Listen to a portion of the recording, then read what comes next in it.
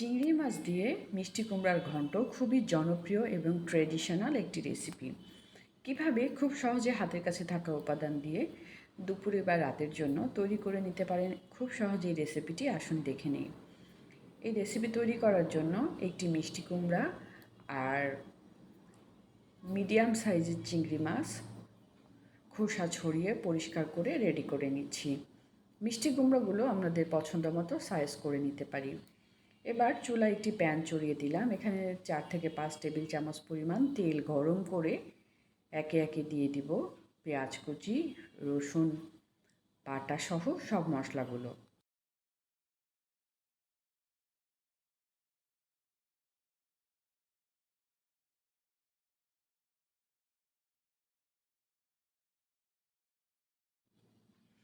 এখানে মশলার পরিমাণ খুব বেশি ব্যবহার করব না।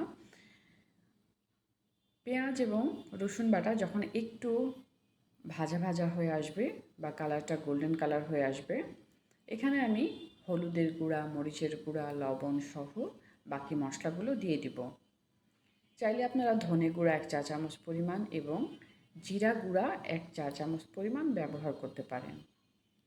যতটা সম্ভব কম মশলা দিয়ে এই রান্নাটা তৈরি করলে খেতে বেশি ভালো লাগবে। মশলা যেন পুড়ে না যায় তাই এখানে 1 কাপের মতো পানি দিয়ে দিচ্ছি।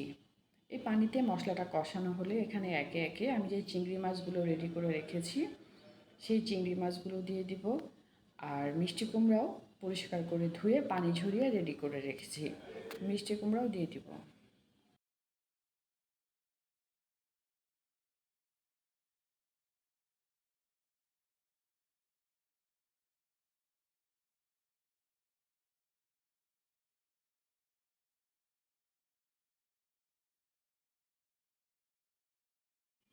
এই মশলাতে আমি চিংড়ি মাছ এবং মিষ্টি কুমড়াগুলো ভালো করে কষিয়ে নেব।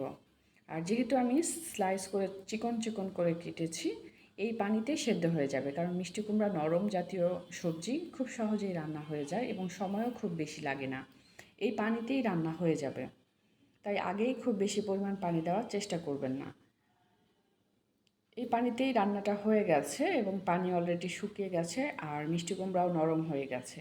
এখন কিছুক্ষণ ভালো করে নাড়াচাড়া করে আমি পছন্দ মতো একটি ডিশে সার্ভ করে নেব। আর কেউ যদি পাতলা করে খেতে চান তাহলে পানি দিতে পারেন।